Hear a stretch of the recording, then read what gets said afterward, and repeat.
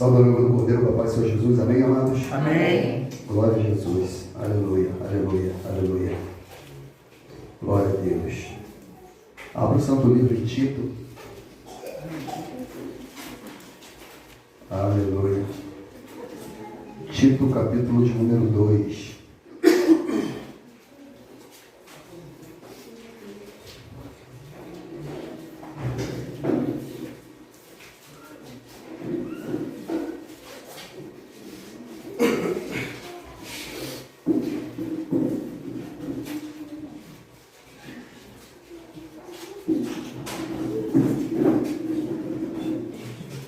Tito, capítulo de número 2, a partir do verso 1.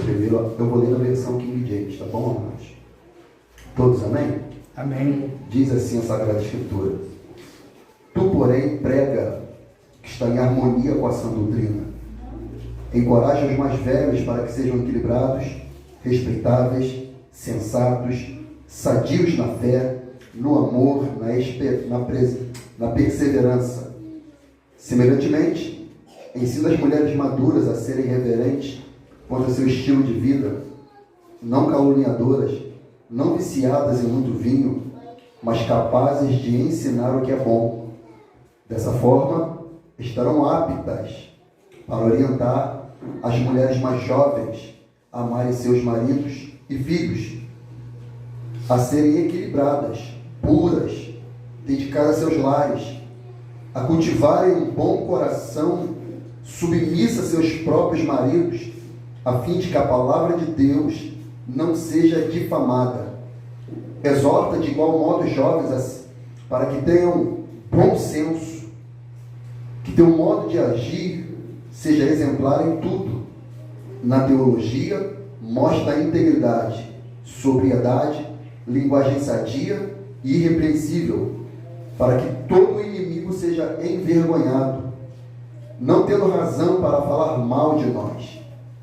Instrui os escravos a se submeterem em tudo a seus senhores, a tomarem a iniciativa de agradar-lhes, a não serem respondões e a não furtá-los.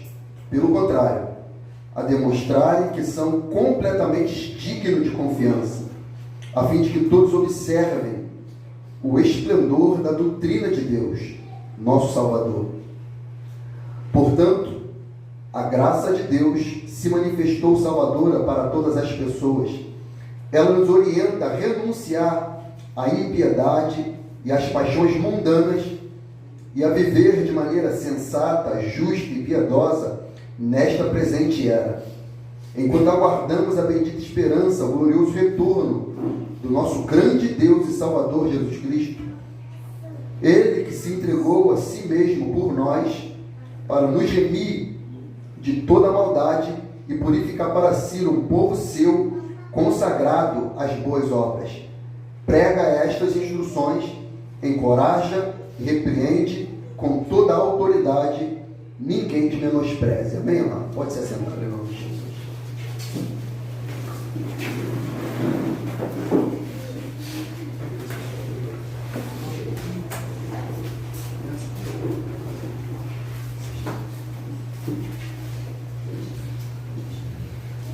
Glória a Deus. Os irmãos que estão acompanhando a nossa exposição da carta de Paulo a Tito, ou quem já leu a epístola de Tito, já tem minimamente um trilho de orientação bíblica, teológica, escriturística e a aplicabilidade do texto em si, porque a epístola de Tito é uma epístola totalmente prática, prática. É o evangelho vivido de maneira minuciosa na sociedade. Da igreja para a sociedade. Dentro do corpo para a sociedade. A Epístola de Tito fala, especificamente no capítulo 2, fala do viver íntegro da congregação. No capítulo 1, na última sessão, nós pegamos do versículo 5 até o final do capítulo 1. E no final, Paulo aqui ele vai dizendo que os cretenses, ele pega até um filósofo, um profeta da época dos cretenses, Epimênides, que ele descreve a característica dos cretenses. E na primeira sessão nós descrevemos como era aquela sociedade, aquele povo, a cultura daquele povo, o porquê daquele povo era conhecido daquela maneira. E agora a igreja de Cristo está inserida lá, naquele contexto, totalmente hostil à vida cristã. E não foi muito diferente da vida de todos aqueles que creram em Cristo. Por exemplo, José, ele foi fiel aonde? Em Israel ou no Egito? No Egito. Daniel, Sadraque, Mesaque, Abednego foram fiéis ao Senhor, tão somente em Israel ou na Babilônia? Na Babilônia. Da mesma maneira, a igreja de Cristo, e a Bíblia nos chama disso de peregrinos e forasteiros em terra estranha. Nós somos estrangeiros, amados. O cristianismo é contra a cultura. Então, a igreja de Cristo está inserida nesse contexto de contrariedade social.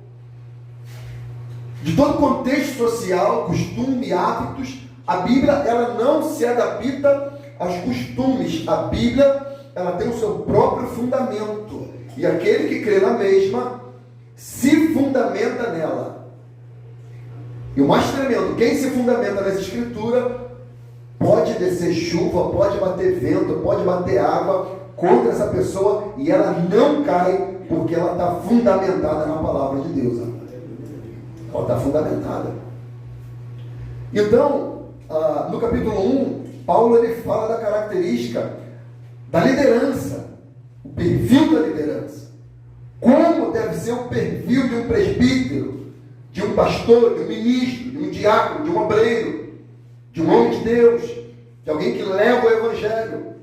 Ele vai descrevendo ali a característica. Por quê? Porque a liderança que seria imbuída na igreja em Creta seria daquele povo ali, tirado daquele povo ali. Mas aquele povo, ele pode vir como é, mas não permanecer como está.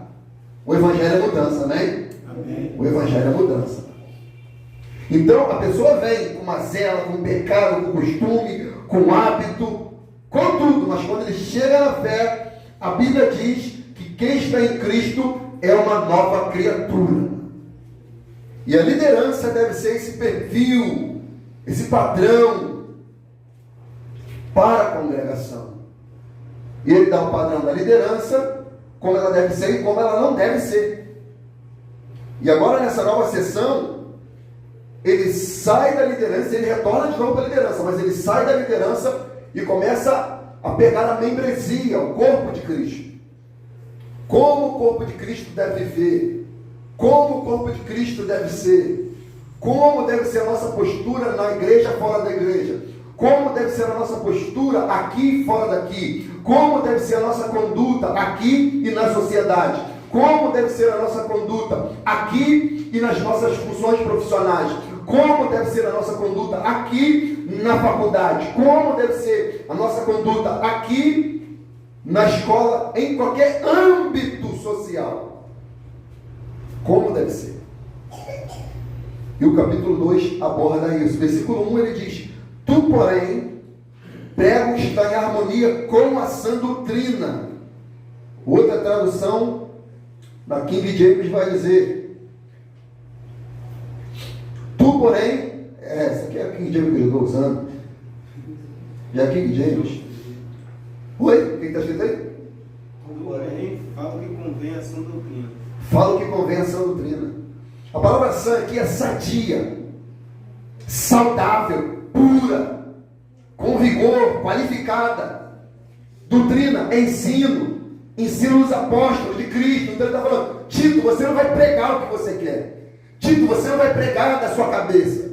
Tito, você não vai falar aquilo que brota no seu coração. Você não vai falar de sonhos e elucubrações. Você vai pregar a sã doutrina, a doutrina de Cristo, dos apóstolos, dos profetas, a Bíblia Sagrada, o seu fundamento teológico, aquilo que vai guiar a sua palavra, a sua mensagem, a sua pregação, é aquilo que saiu do pulmão do Altíssimo, a palavra de Deus. Que os cretenses, a cultura grega, helênica, imbuída na filosofia de Platão, de Sócrates, então eles sentavam nos teatros, alugavam até, e aquilo se enchia de pessoas, e eles começavam a falar com uma eloquência, uma erudição, uma sabedoria, e as pessoas ficavam boquiabertas com aquilo que aqueles homens falavam, mas eles falavam no seu coração, e aquilo que emana do coração do homem, a Bíblia diz que o coração do homem é o quê? Falho e enganoso. Mas a Bíblia vai falar por boca de Cristo, nem só de pão viverá o homem, mas de toda a palavra que sai da boca de Deus, amado. Por isso que a pregação de Tito não deve ser imbuída na filosofia humana. Por isso que a pregação, a mensagem, o ensino, a doutrina de Tito não deve ser fundamentada nos conhecimentos terrenos. A pregação, o ensino, a palavra profética, a instrução divina deve ser debaixo da palavra de Deus, amado. Todo pastor, presbítero, diácono, obreiro, ele deve pregar com harmonia, com a sã doutrina. Com a sã doutrina. O que guia, o que orienta, o que pavimenta o terreno é a sã doutrina. Por quê? A liderança cretense que se infiltrava nas casas e levava casas inteiras à ruína, só por interesse financeiro, eles falavam aquilo que o povo queria ouvir. Para ganhar dinheiro, lucro, finança. Lembra? Eu falei aqui até fugiu o nome daquele documento. Me lembra, Diga? Documento do primeiro século dos pais da Didaquê, o documento dos pais da igreja, a Didaquê, que era totalmente fundamentado. Falando isso, alguém ouviu? Eu imprimi lá no serviço, mas eu não parei ainda, não precisava estar na correria. Mas eu imprimi. Deu quantas folhas mais ou menos imprimidas? Deu umas 6 folhas. Pequenininho, 6 folhinhas. São 16 capítulos. 16 capítulos, 6 folhas. O diácono Jorge já imprimiu. Quem quiser, Jorge, vou trazer um caso. Traz para a igreja aqui, e aí fica uma xerox aqui na igreja aqui, depois os irmãos podem tirar xerox. Seria importante vocês lerem a Didaquê.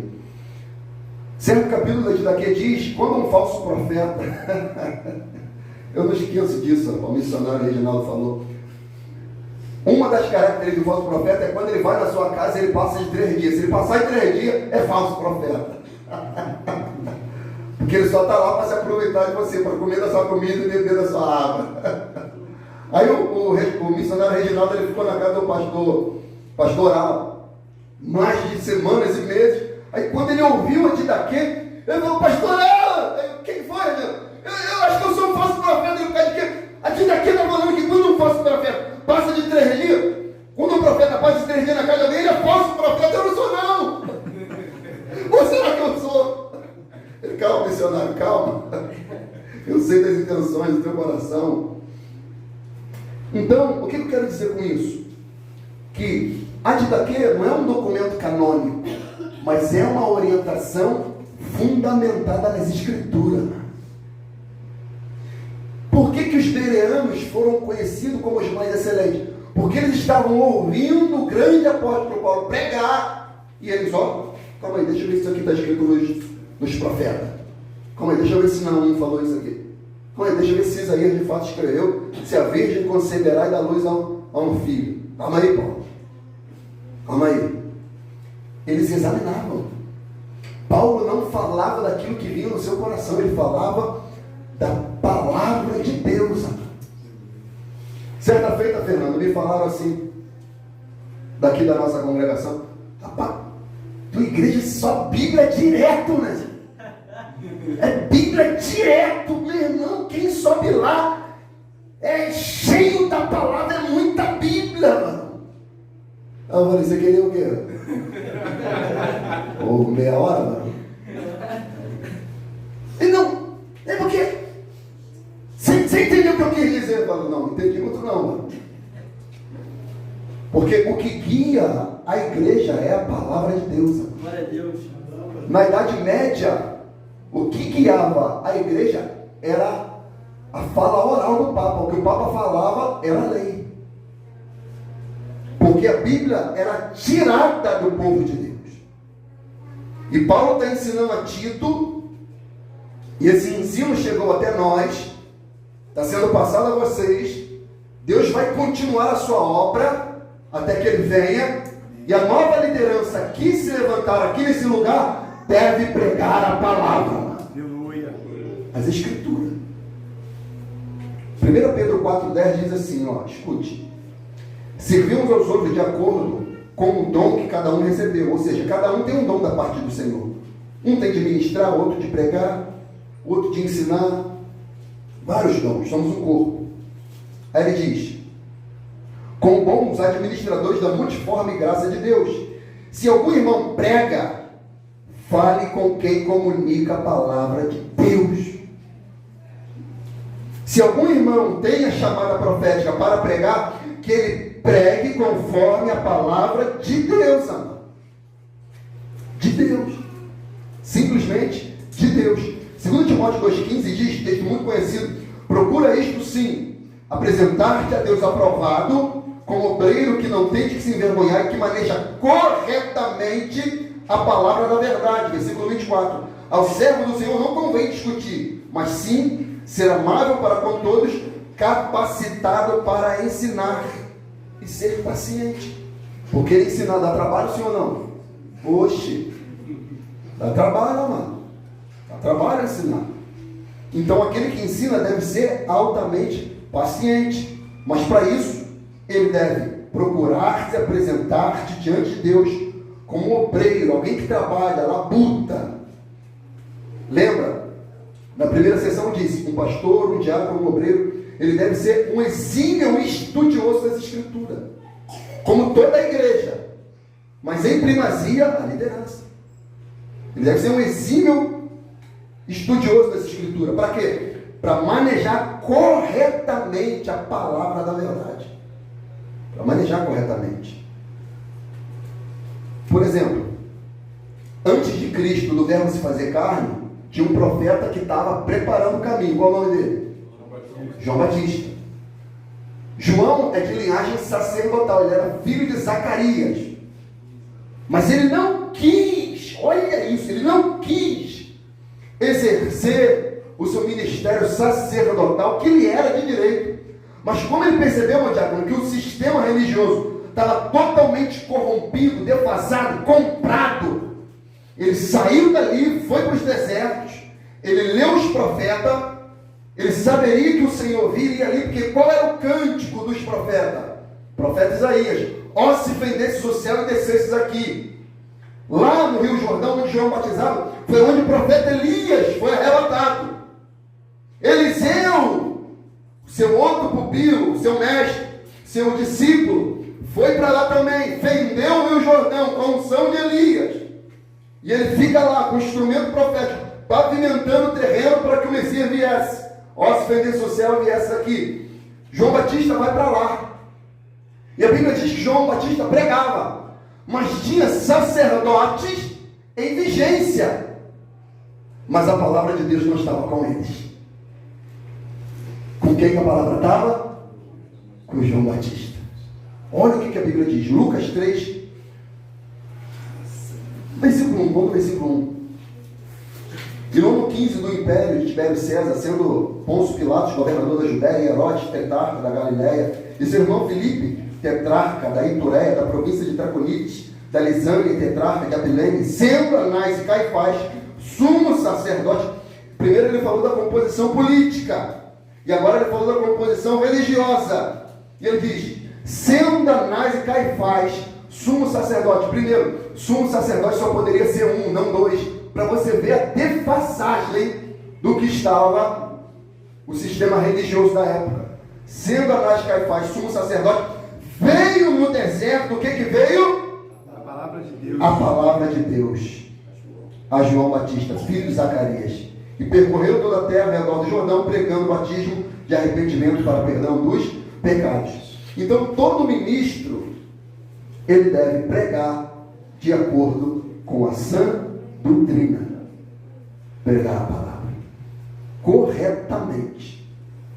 Outro texto para fortalecer e robustecer, para a gente passar para o versículo 2, 2 Coríntios capítulo 4, versículo 1 em diante, o apóstolo Paulo disse, portanto, tendo este ministério pela misericórdia que nos foi outorgada, não desanimamos, pelo contrário, rejeitamos os procedimentos secretos e vergonhosos, não fazendo uso de qualquer tipo de engano, nem torcendo a palavra de Deus, mas por meio do claro ensino público da verdade, recomendamos a consciência de todas as pessoas perante a Deus. Então o que ele está falando?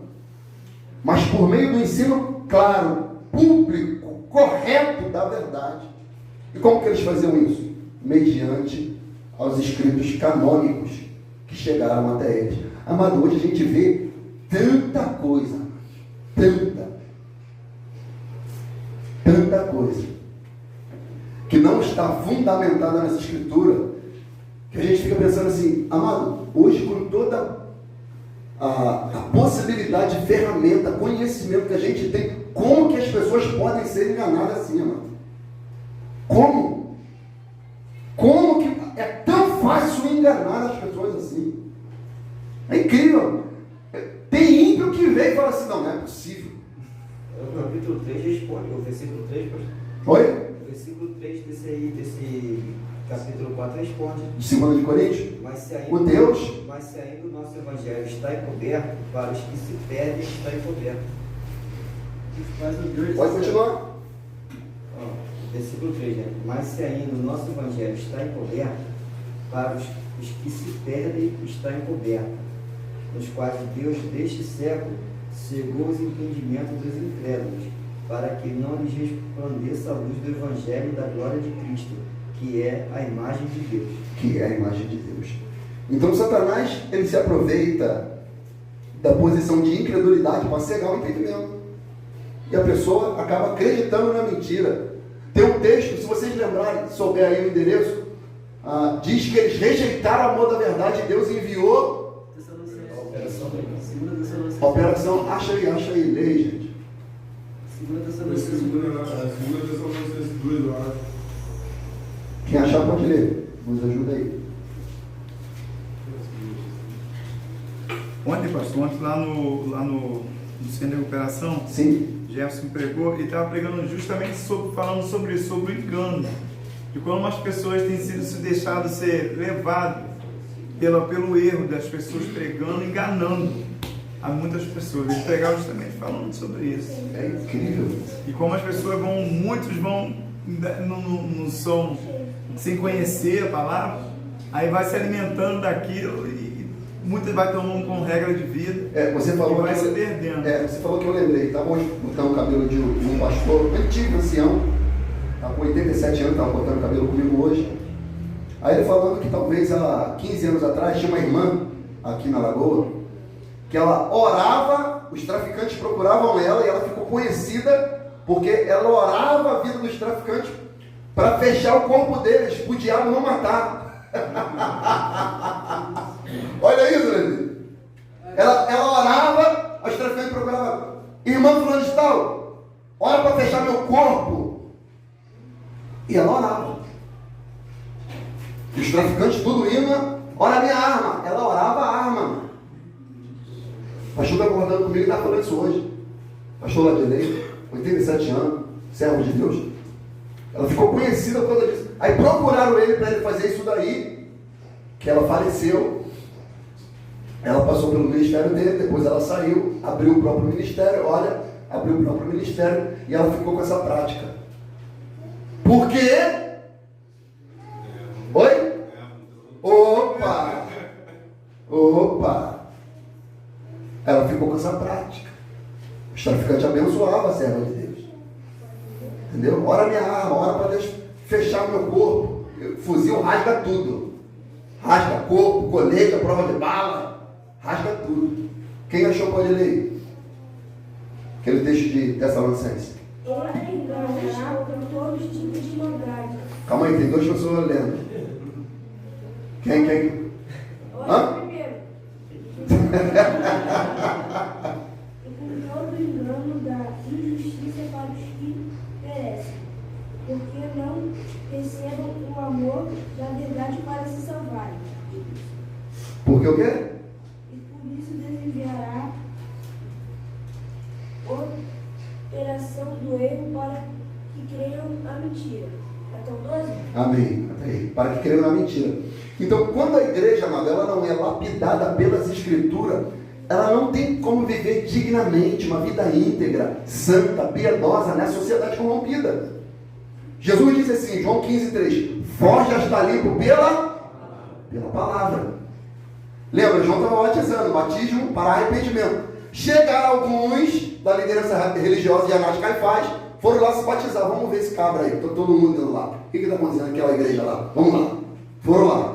João, pelo Espírito, olhou e falou, ei, quem vos ensinou, raça de víbora, cobra, bando de escorpião, a fugir da ira vindoura? Produzir frutos dignos de... Como quem diz, vocês estão querendo passar só pela água, pelo lado de fora, e não estão passando pela água, pelo lado de dentro. Não adianta lavar o lado de fora se o lado de dentro não está limpo. Vocês vão ser enganados, vocês vão ser destruídos. Então não adianta só se batizar, tem que mudar de vida, mano. Tem que mudar de vida. E Jesus disse, vós já está limpo pela palavra. E agora aqui, Tito e os presbíteros que vão ser colocados lá para colocar em ordem a igreja, eles devem utilizar-se de maneira santa, piedosa, para lapidar o perfil da membresia da igreja. E ele diz no versículo 2, encoraje os mais velhos para que sejam equilibrados, respeitáveis, sensatos, sadios na fé, no amor e na perseverança. Então ele está falando para os mais maduros, os mais velhos, os anciãos, os homens de mais idade daquela congregação, daquela comunidade, a ter um viver íntegro na igreja, sensato na sociedade, moderado. Porque, amados, não sei se vocês já perceberam, parece que quando algumas pessoas vão chegando a uma determinada idade, elas vão perdendo um pouco do bom senso, da maturidade. Tem pessoas que vão ficando mais maduras, parece que vão virando criança. Homens maduros, sei, o que pode ser um homem maduro para você? 50 anos, 60, 70 anos, talvez. Mas que quer se comportar como um menininho de 20 anos. Bonitão, todo apertadinho, carretão, todo perfumadinho, dinheiro no bolso. Ele quer se comportar como um garotinho. E era literalmente isso que estava acontecendo em Creta. Os homens bem-quistos, lembra que eu falei que era uma cidade rica, pomposa, muito bem economicamente. Os homens ingressaram na igreja e estavam lá, todos se exibindo, todo danadão. Aí Paulo fala para Tito, encoraja, exorta, orienta, motiva aos homens mais velhos a serem equilibrados, respeitáveis, sensatos, sadios na fé, no amor e na perseverança, ou seja, seja perseverante nessa conduta. O que ele quer dizer, resumindo? Tenha o fruto do Espírito Santo na sua vida.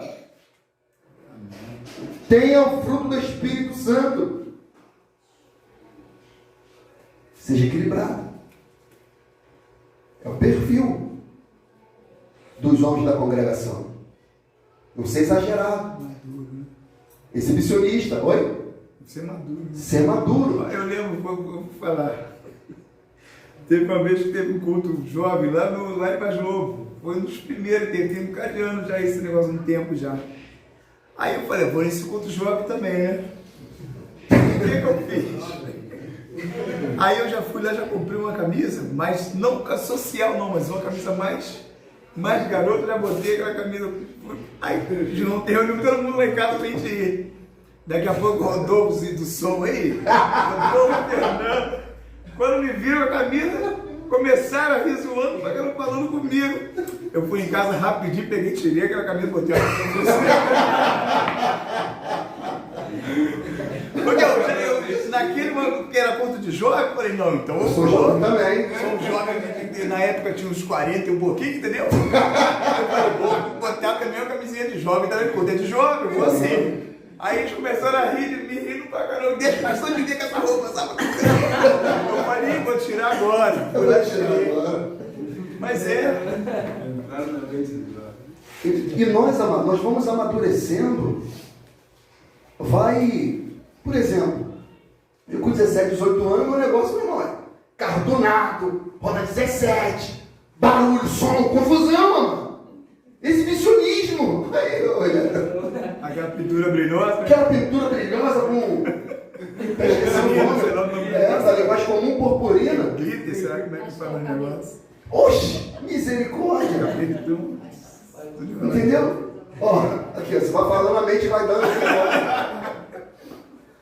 Eu lembro, ó, passei um produto no cabelo, cheguei aqui o cabelo, ó. Pô, o pastor me mandou. O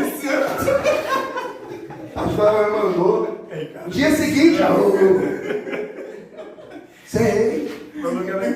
Por quê? Marco Feliciano Preto, olha isso. Ricardo Feliciano, ele falou.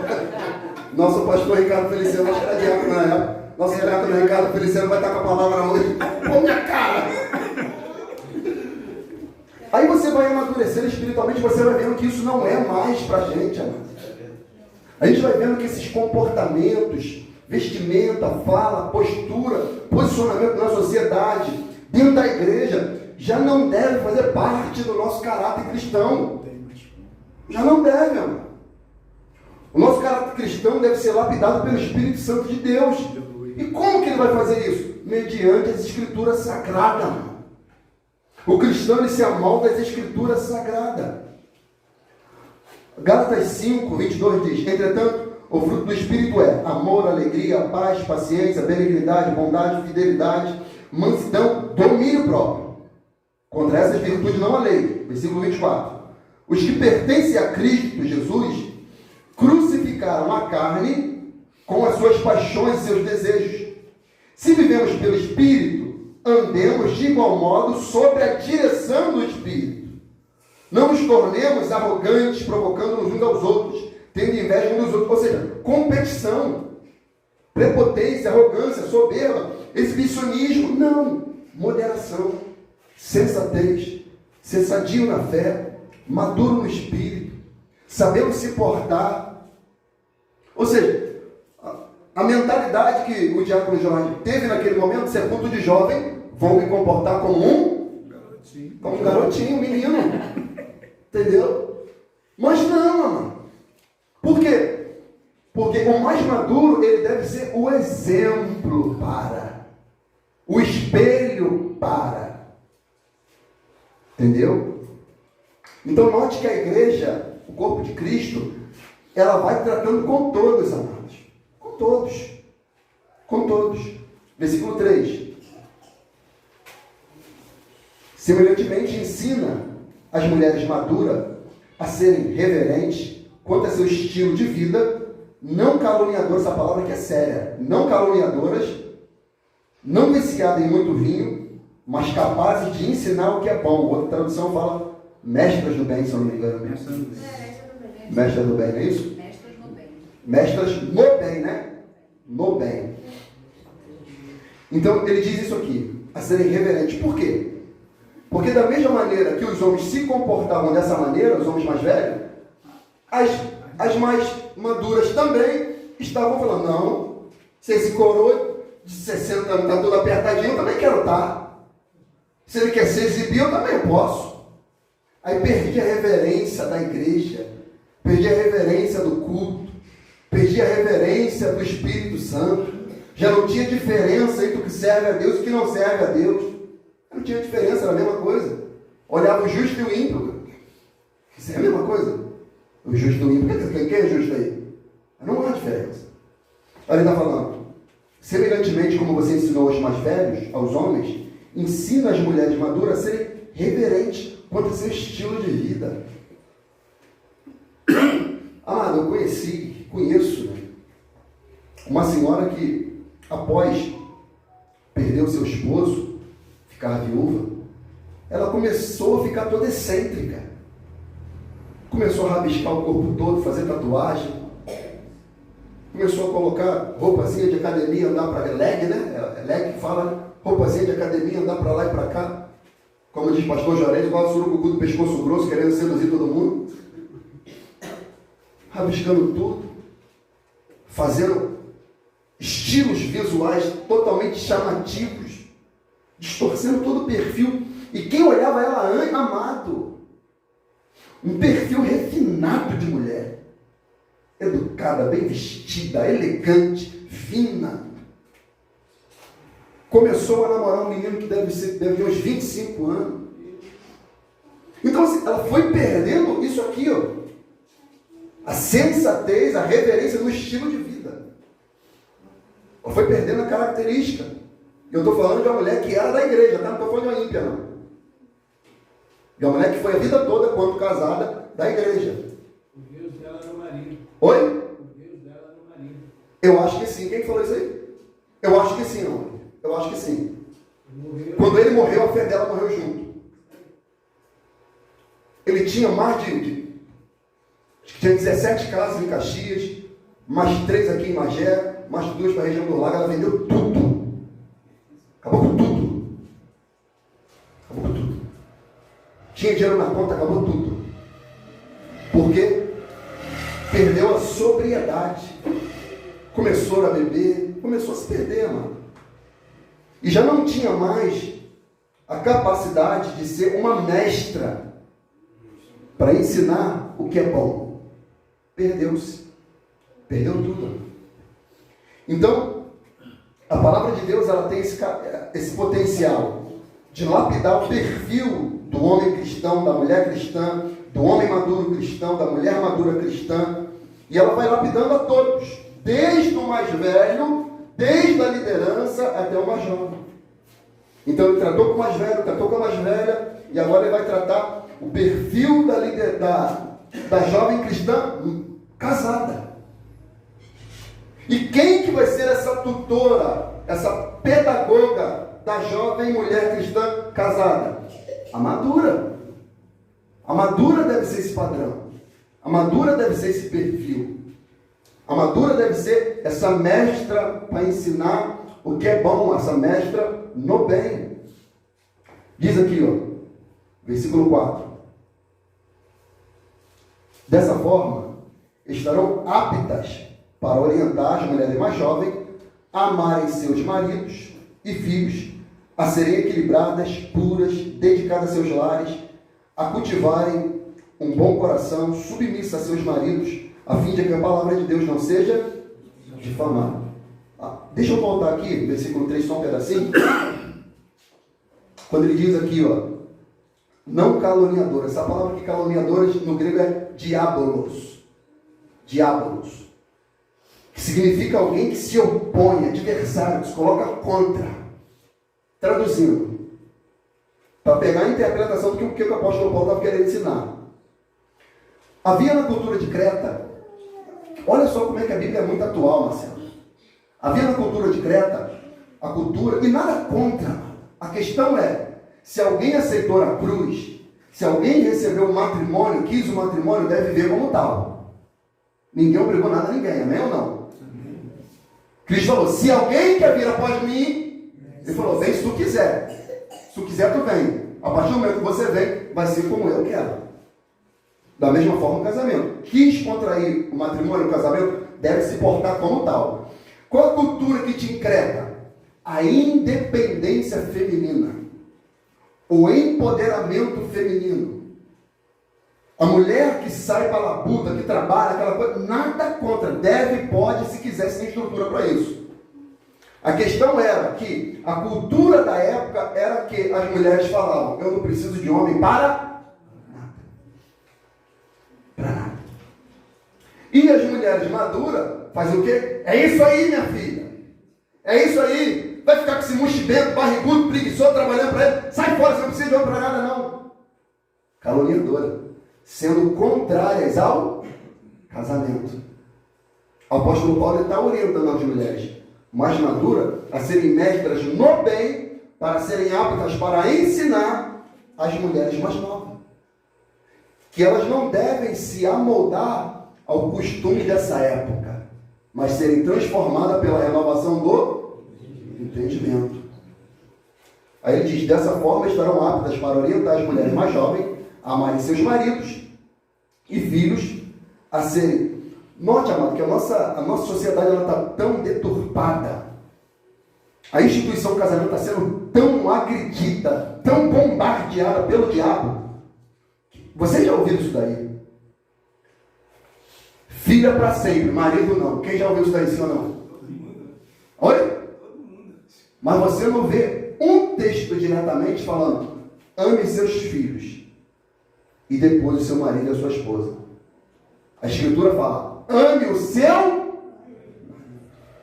E eu não estou falando que tem que odiar o filho, não. A Bíblia sempre trata como prioridade. A Bíblia é um livro de prioridade. Primeiro buscar o reino de prioridade. Posso trabalhar? Devo. Devo me vestir? Sim. Me preocupar com comida e bebida? Também. Mas a prioridade disso tudo é o reino. O reino. Entrei no casamento. A mulher fala: não, filho é para sempre, casamento não. Mas quem que falou isso? A Bíblia diz: as mulheres mais jovens amarem seus maridos e filho. Amar o marido? Sim. Filho. A serem equilibradas, puras, ou seja, casta, decente. Pastor, posso trabalhar? Opa! Entrou em acordo? Tem? Opa! Vai fortalecer a renda? Opa! Vai robustecer? Sim.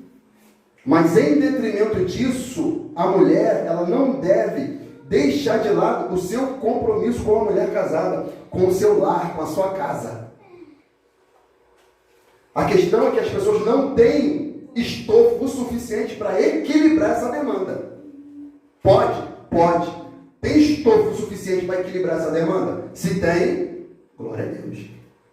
Se não, amado, fica na posição a qual o Senhor te chamou para isso.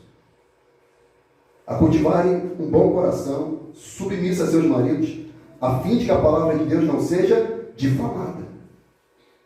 Porque sabe o que acontecia? Essas mulheres empoderadas da época de Tito, elas trabalhavam, mas não faziam nada dentro de casa, ficavam na casa de amiga, de colega, de roda de bar, traduzindo, roda de bar, praça, batendo papo, conversa fiada.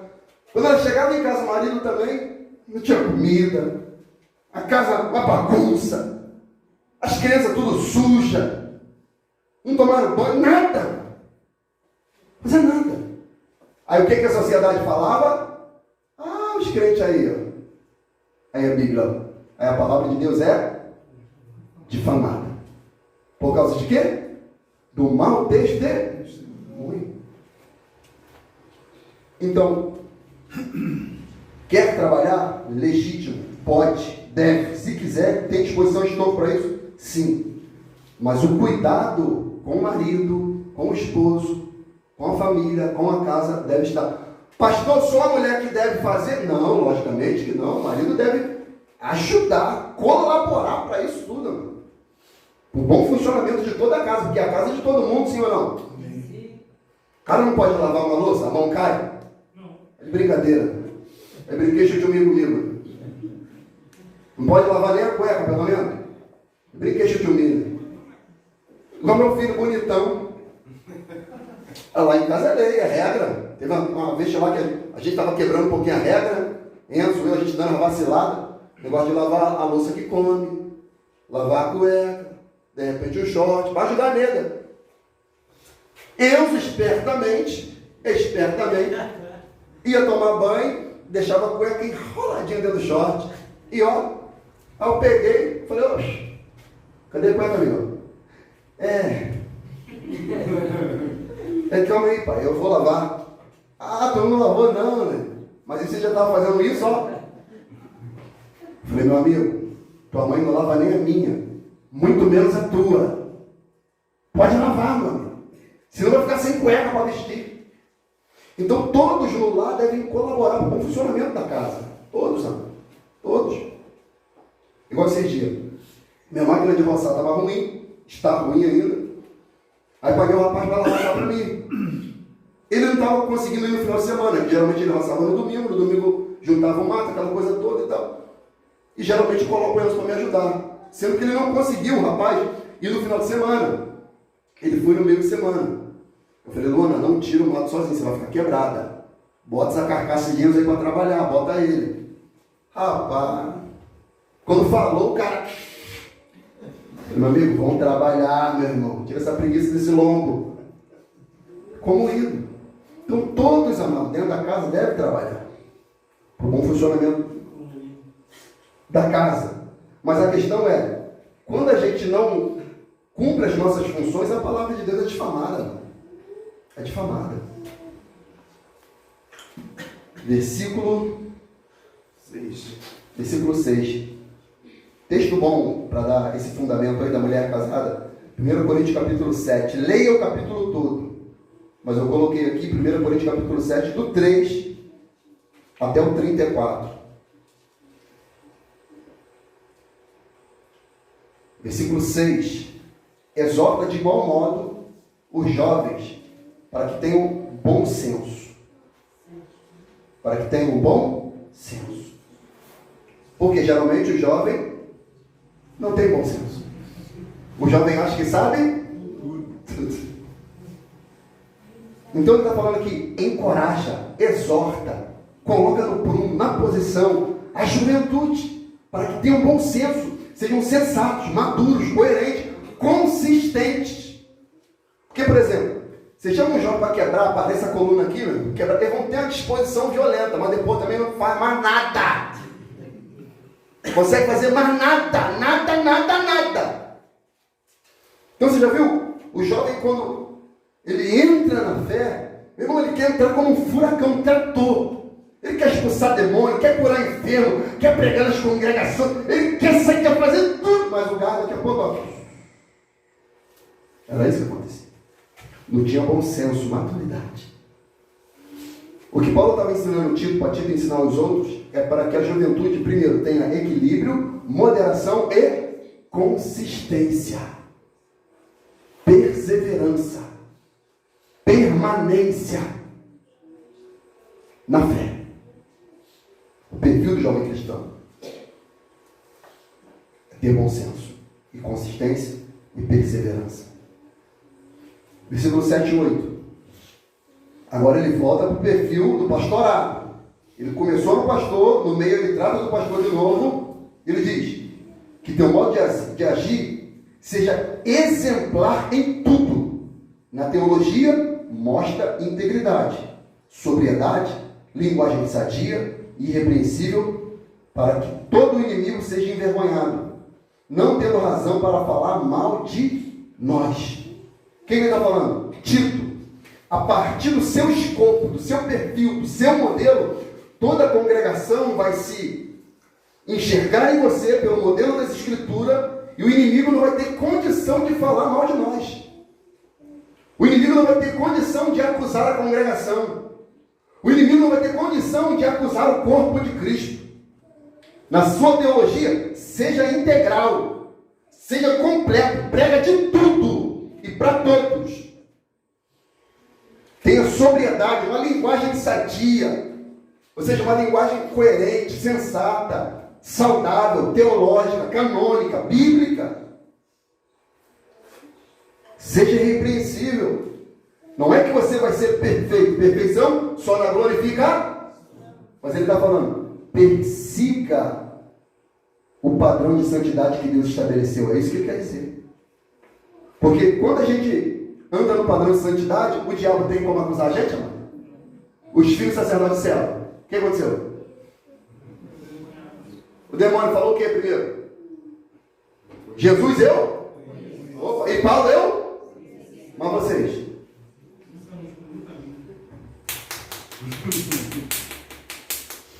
Imagina, mano, a gente andar, sair daqui, ó. Hein, Fernando? A gente, sem calça, indo pra casa.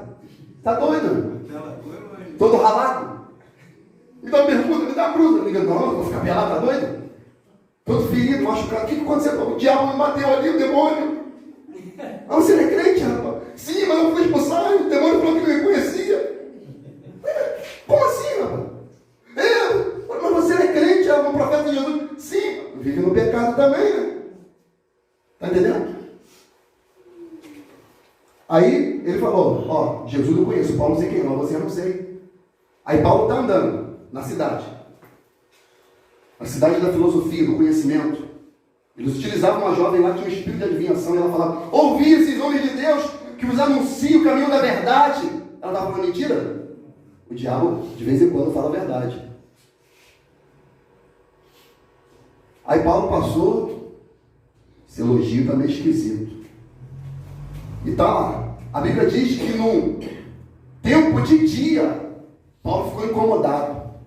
Ele falou, espírito imundo, sai dela! Espírito imundo saiu. Por que saiu? Porque a vida de Paulo era íntegra, irrepreensível, um padrão, um modelo, um perfil. Então, o perfil da liderança deve ser esse escopo de exemplo.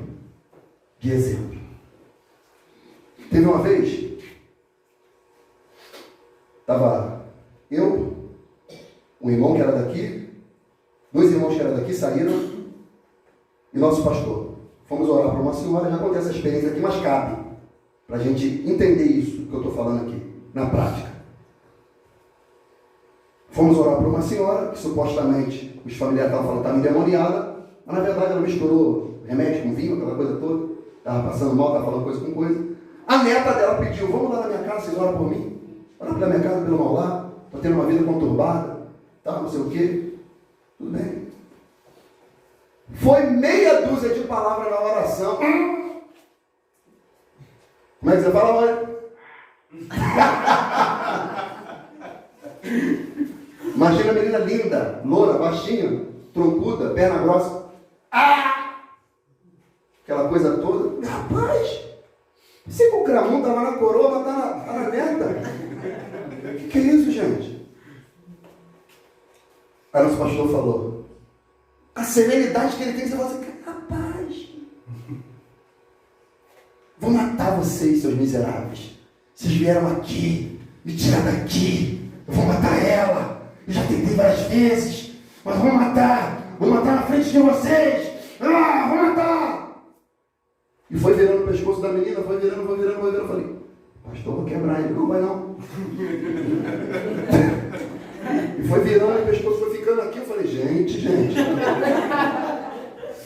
Mas o que o diabo quer fazer? Quer nos intimidar. Quer colocar medo. Pavor. E no meu coração eu falei, vai quebrar mesmo. A incredulidade, pastor, não quebrar não, fica tranquilo. Faz o seguinte, você está vendo aquela faca ali? Ele faz isso, quem anda com ele sabe como é que é. É ou não é, homem? Está vendo aquela faca ali? Se você é mais forte que Jesus, pega e mata ela, mata a gente, mata todo mundo aqui. Eu falei, ué, pastor, fala por você. Fala por você, por mim não. Depois eu falei, logicamente. Fala por você, pastor, quer matar a gente, olha. Eu não posso matar vocês. Pastor, chega, pega tudo que tu tem e sai em nome de Jesus. Foi embora. Perfil, um exemplo, um modelo. Aprendi. É isso aqui, ó. Que teu modo de agir seja exemplar em tudo. Na teologia, mostra integridade, sobriedade, linguagem sadia, irrepreensível, para que todo inimigo seja envergonhado, não tendo razão para falar mal de nós. Padrão. Eu aprendi com o meu pastor na prática. Que se a vida estiver no altar, o diabo não tem como acusar, mano. Não tem.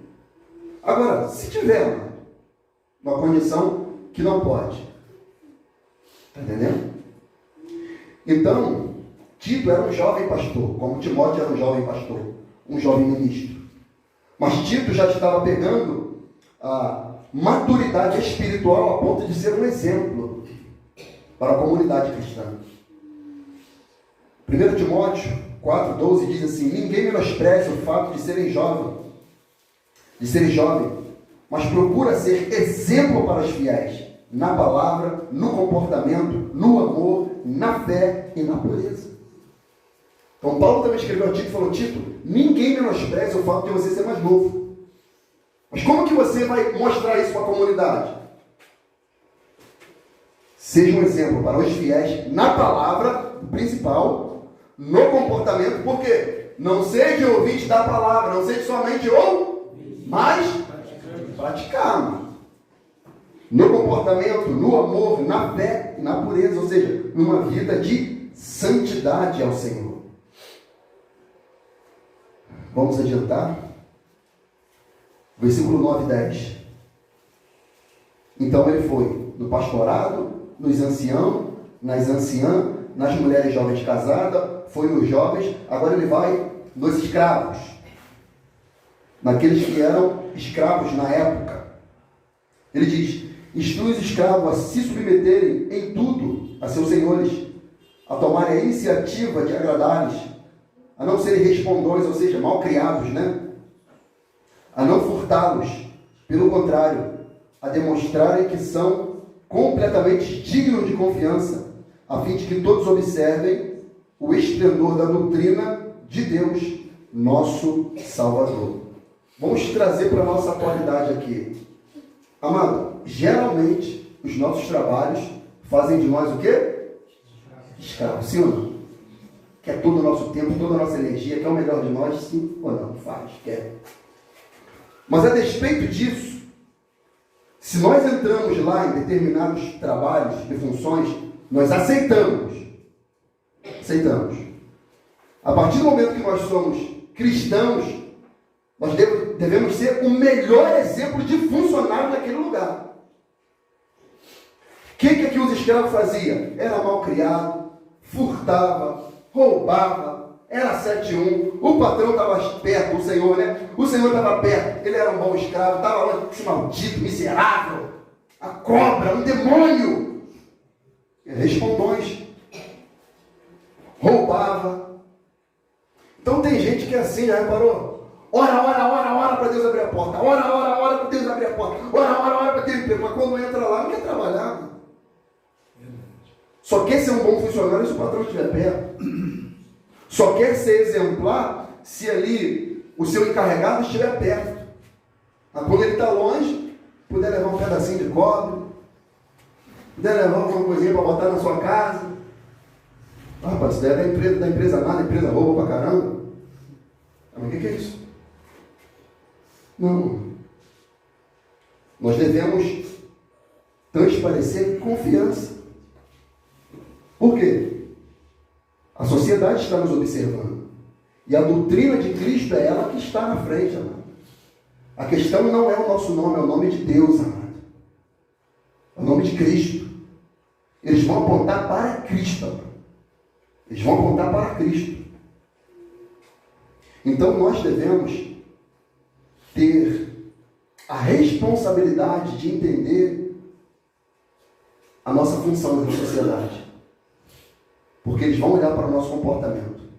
Como nosso pastor nos ensinou uma coisa, acho que o Fernando ele lembra disso. Ele fala assim, o que importa, mais ou menos assim, se eu falar errado, o Fernando me corrige, porque eu já vi o Fernando falando isso daí.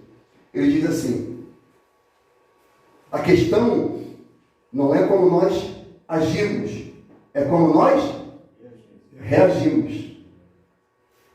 A nossa conduta cristã ela vai ser testada não só na nossa ação, mas na nossa reação. Por exemplo bíblico. Na sociedade romana, quando um centurião passasse perto de um judeu e falasse, tu vai andar comigo 1 milha. Aí Jesus falava, quando um centurião falar isso para você mostrar para ele que você é um cristão perfeito, pleno, absoluto, não vai só uma, não, vai duas. Seja melhor, superior, reaja de maneira diferente, que ele vai ficar impactado. Então é isso. Diga-me. A palavra diz para não resistir o perverso, né, pastor? Não resistir o perverso. Entendeu? Muitas das vezes tem pessoas ignorantes, perversas, e quer humilhar, quer fazer algo, e se você resistir, ele pode te matar. E o cristão ele tem que abrir mão e tudo bem, sabe? Por exemplo, assim, o cristão tem que ter domínio próprio, temperança, equilíbrio, sensatez. Aí ele ora a Deus, para dar experiência, para ter equilíbrio, tranquilidade. Ah, Deus, que eu permaneça assim, santo, tranquilo, sereno. Amado, ele vai dar experiência como? Levantando alguém para te provocar, para testar o seu caráter, para ver como você reage. Sendo humilhado, caluniado, zombado, agredido até. Como você vai reagir isso daí? Entendeu? Alguém leia para mim, por gentileza, 1 Pedro 2, a partir do versículo 11. É um texto interessante para a gente ler. 1 Pedro 2.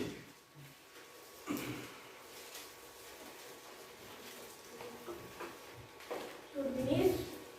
Oi? Sobre isso? Não entendi. No início? Não, 1 Pedro 2, do 11. Alguém lê com uma voz aí alta aí, por favor. Queridos amigos, lembrem que vocês são estrangeiros. Estão perdendo para as crianças, já estou falando isso uns 5 cultos já, hein? Este mundo. Peço, portanto, que evitem as paixões carnais, que estão sempre em guerra contra a alma. 12. O texto é grande, meu amado, o texto é grande.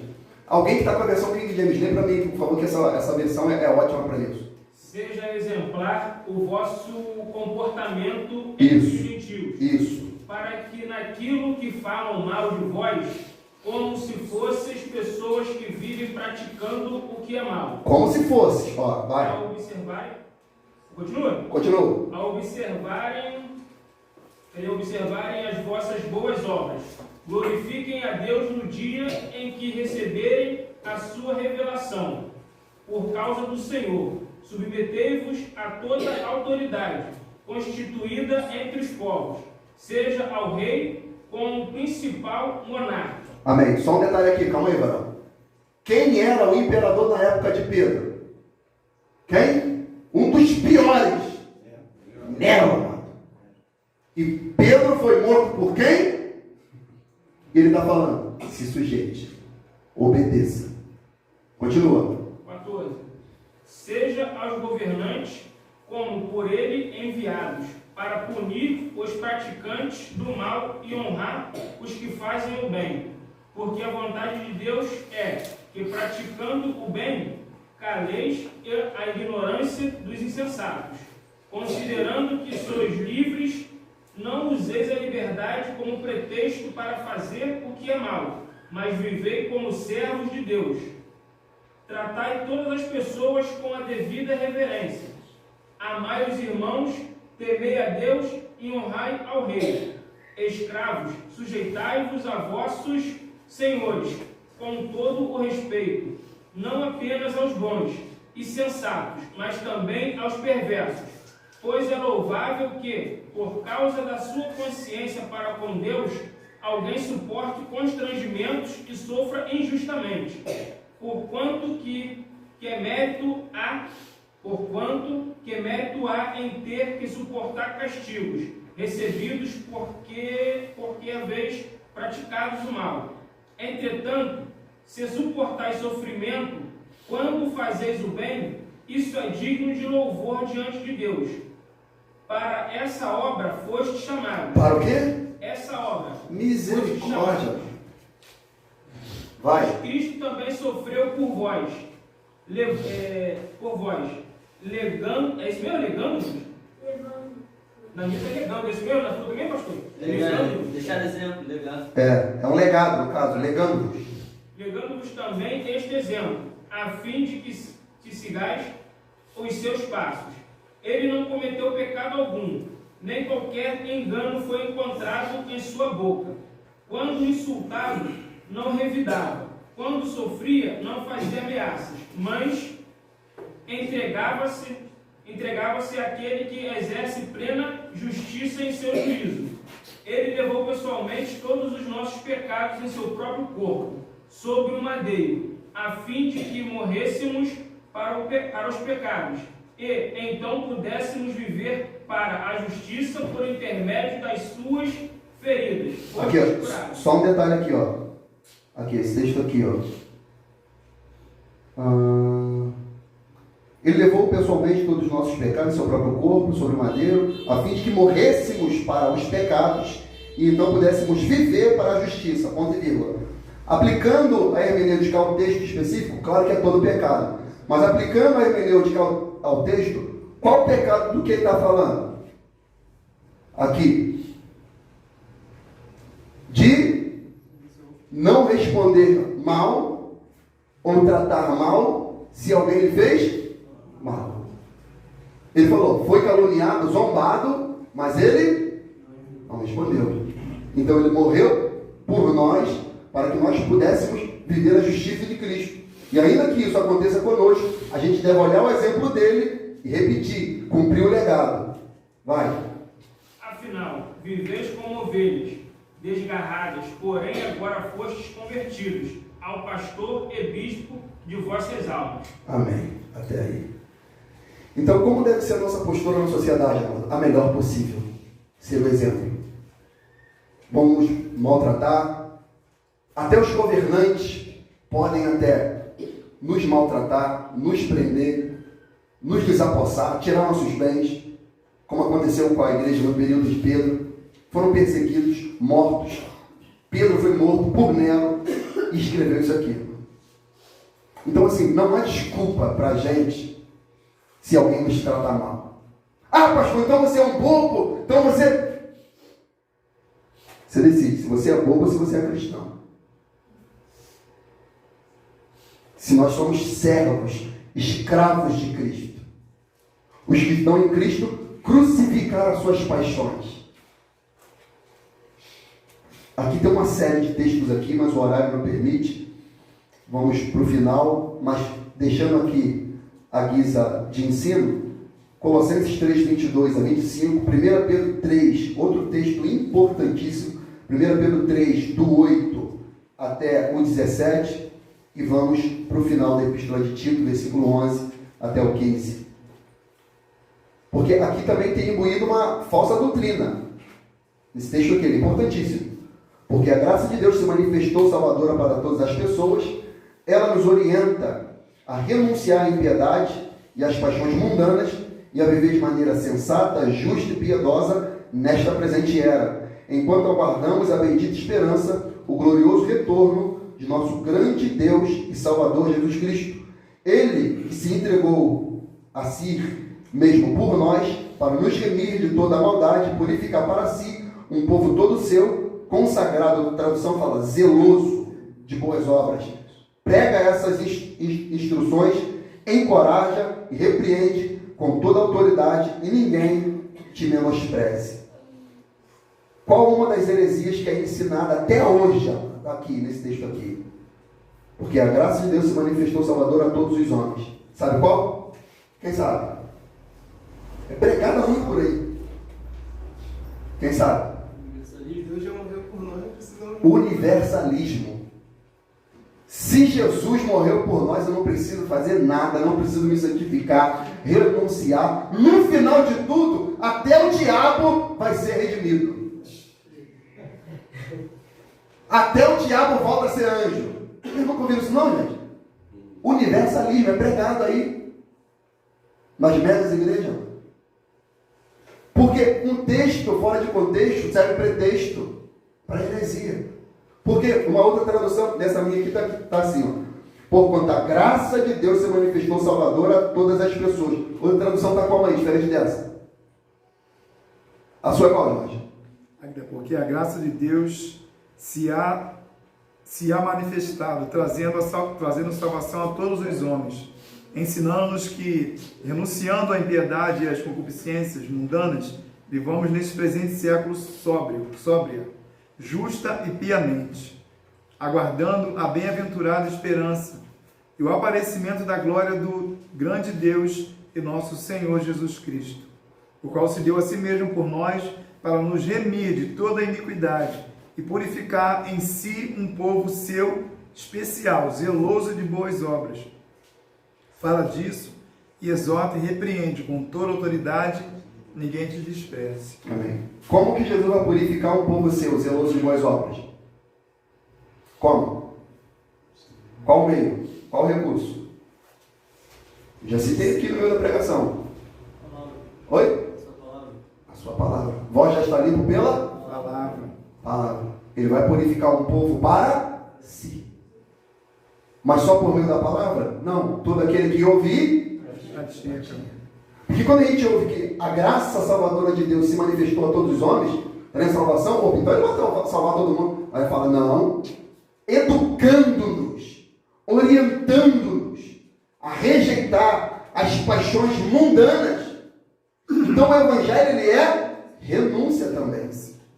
Renúncia.